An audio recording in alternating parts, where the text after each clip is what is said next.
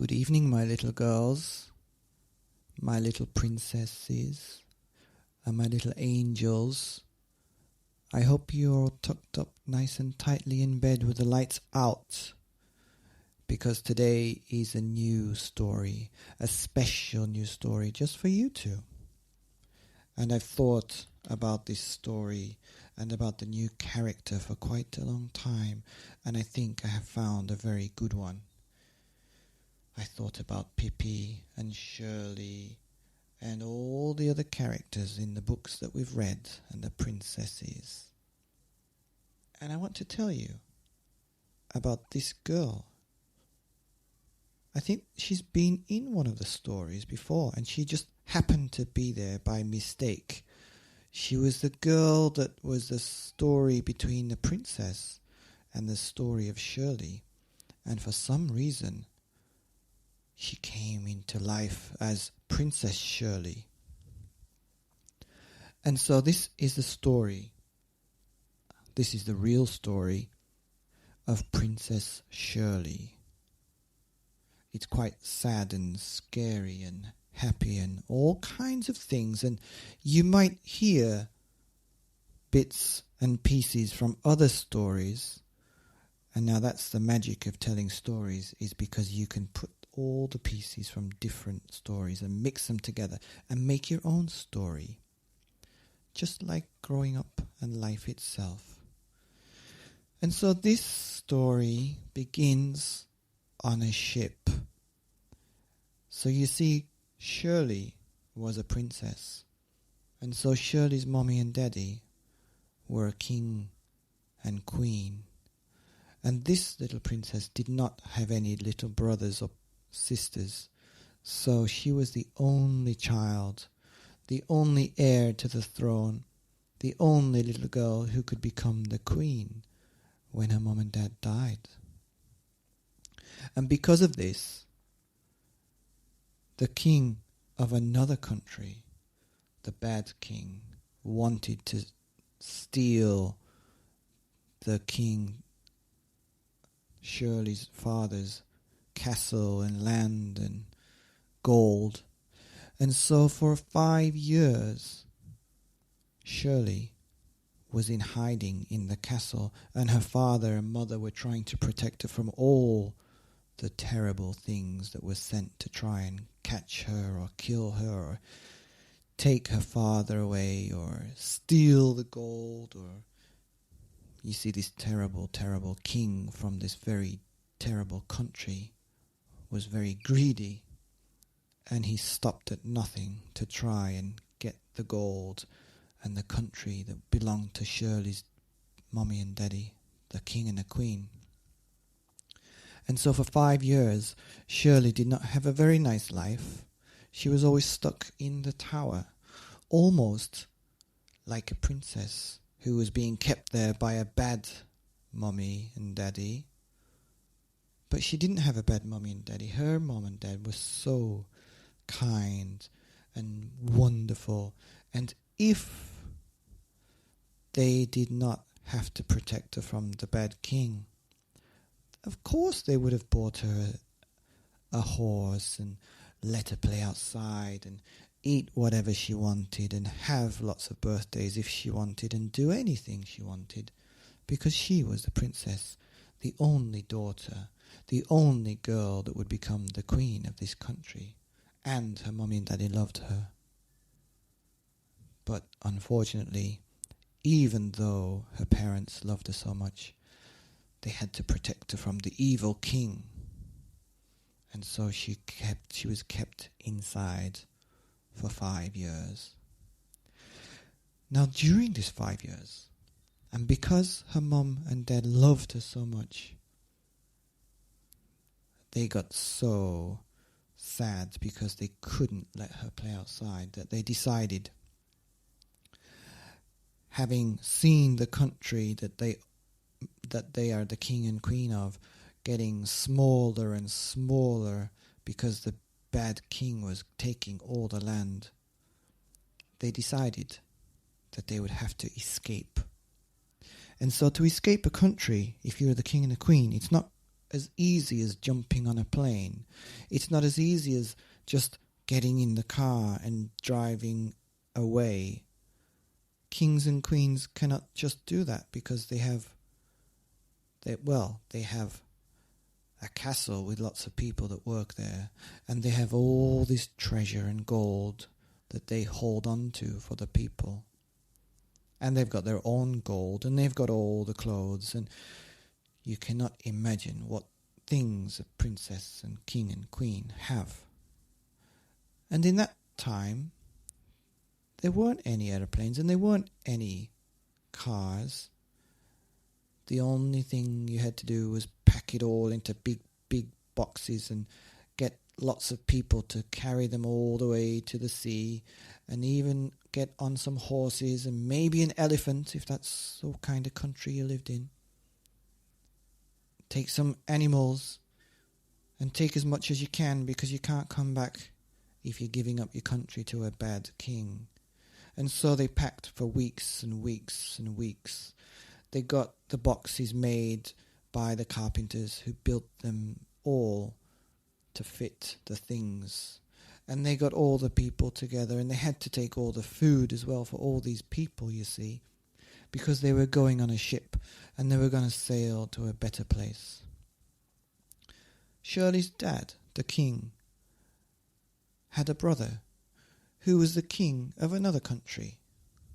And so, after weeks of trying to organize a safe place, they finally got word from the nice king that they could come to his land.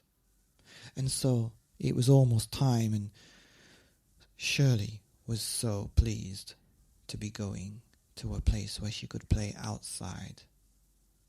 But she had to get there first. And it was a very dangerous trip. First they had to escape the castle, and then they had to get to the sea, and then they had to get onto the boat and sail over the seas, try to escape from the pirates, and then get to the land where the brother, the king of the good country, lived. They decided that they would escape at night time, because the bad king and his men would be sleeping, and it would be very easy to go at night. They had to travel for several hours to get to the ship, and they thought they would set off at about 1 o'clock in the morning. The king and the queen and the princess could not sleep at all the night before, and so even though they were very tired, they rounded up the people, the workers, the cooks, the cleaners, the helpers, the bodyguards, and food for all these people. That's right, they had to bring all the food for enough people to last for 2 months, because it would take about that much time to travel all the way to the new king's land. Now, of course, they couldn't pack so much rice and meat and vegetables, so they had to bring some animals, and they had to bring some plants as well, so that they could keep them on the ship. They brought along a few sheep, some pigs, a cow for the milk, and some flowers and plants and stuff like that. Shirley got to bring her favourite toy, a little parrot named Master. So, it was time to go. It was black, pitch black, and so dark and scary, but they tried to be as quiet as possible as they loaded everything onto the carriages and rode the horses and marched the men all the way down to the sea as quietly as they could. Shirley could see the moonlight shining on the surface of the water and the huge ship that she'd only seen and heard about in stories from her daddy. They boarded the ship, which took quite a long time because they had to go over a narrow, thin, wooden plank across the gap between the land and the sea and the ship. And they had to go one by one. Finally, they were on the ship and they were setting sail for their new home. Shirley was quite surprised that it happened so uneventfully, and that means that she got from her castle to the ship, and now she's on the water sailing to her uncle's house, and she didn't see a bad guy anywhere. So she asked her daddy, "Where are all these bad people that kept me in the tower for 5 years?" And he turned around and pointed over to the other side of the bay, where she saw the flames and the fire of the bad army burning down the castle where she used to live. Do you see that, my child? We would have been in that castle on fire if we had not escaped tonight. The fire grew so hot that they could feel the warmth on their cheeks. Shirley's daddy gave her a big hug and told her that she was going to be okay now, and they're going to their uncle's house where there'll be no bad kings and no bad guys trying to burn down their castle. "Will there be any dragons?" said Shirley. "Not at all. No dragons or anything like that." "Can I play outside? Can I ride my bike? Can I have a pet dog? And even a horse? You can have anything you want, my little princess." And so Shirley was put down and went to sleep. The boat was rocking quite gently, which gave her a nice bit of sleep, and she had the most wonderful dream, although the dream sometimes got a bit scary.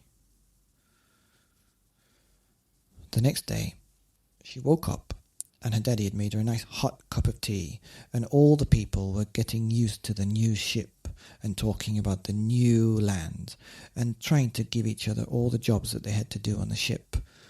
Even Shirley, even the king and the queen had to help, because this was not a trip like a holiday, and it was not a trip of luxury where the king and queen sat there and the servants and everybody gave them food and gave them a foot massage and made them feel nice and special. They were not kings and queens anymore because their castle was burnt down and their land was gone. So even though they were kings and queens, on this ship they had to help out, and they had to help with their hands and their skills and whatever they could do. They were part of the team now, not the boss of the team. And although they still spoke like they were kings and queens, and even though the cleaners and the cooks and the chefs and everybody still knew that they were kings and queens in the past, and so they had a lot of respect for them.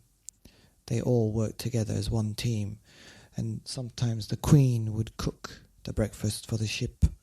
Sometimes the king would scrub the decks, and even Shirley would help pick the fruit from the plants that they brought and take them to the cooks. And so it was a very jolly first few days, and everybody was so positive and confident and happy because they were leaving a terrible place and going to a better place. However, this is not where the story ends. You see, the night after that there was a terrible storm, a storm like no one had seen before. And you must remember that the king and the queen and the princess and the cooks and the cleaners and the gardeners and the bodyguards and the army men and everybody on the ship, or should I say nobody on the ship, was a sailor, and nobody on the ship was a real captain of the seas, and nobody on the ship had ever been a pirate. So when the storm came, they didn't really know what to do. They should have brought the sails down to stop the wind from blowing the ship over, but they didn't. They should have put everything down under into the ship and tied it down, but they didn't. They should have brought the animals into the ship and tied them up, but they didn't. They didn't know what to do, and so they just held on tight as the water and the waves crashed onto the ship and swayed up and down like a Viking ship. Shirley thought they were going to do like a roller coaster up and down, and even though she wouldn't know what a roller coaster is, you can imagine going up and loop the loop like this on a big wave before the boat crashes down. People were crying. People were being sick.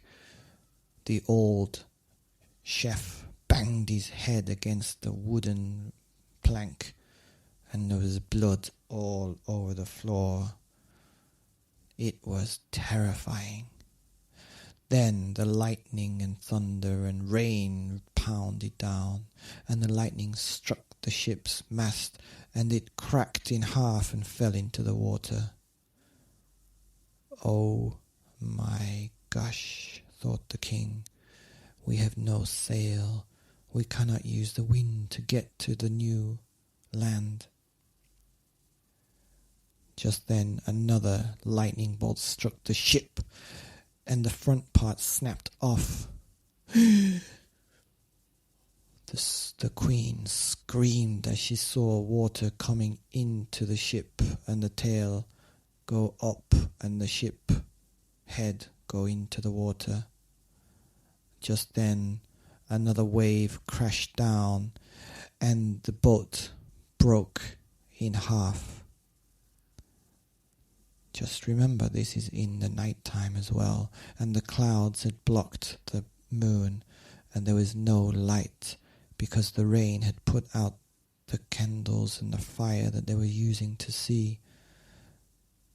Shirley was in the cabin with her mother, in the bed, holding on tightly. But suddenly the door broke and water came into the cabin and filled it up.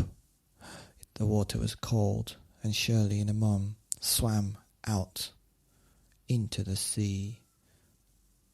When they came to the surface, they were going up and down and up and down on the waves, and they could see people and boats, bits of the boats, bits of the ship. They could see some animals floating around, and they could see so many things, all broken or dead or trying to swim for survival. Just then, the shark came and started sniffing around, and it ate Shirley's mum. Shirley didn't know what to do, but she saw a piece of the ship broken, and she jumped onto it so that no shark could get her. Now Shirley was alone, by herself, and the wave was bringing her up and down like a big surfboard, and she had to hold on as tight as she could because she thought if she fell into the water, the sharks were certainly going to eat her up. She closed her eyes as tight as she could, and she held on to the piece of wood with both hands, and she even managed to wrap her leg a little bit around it so she couldn't flip over. She held her eyes so tightly she didn't know where she was. She could just feel the rain hitting her back and beating her on the head. And then I think she passed out or fell asleep. Because when she woke up, she was on the beach with her face in the sand and the waves splashing at her feet.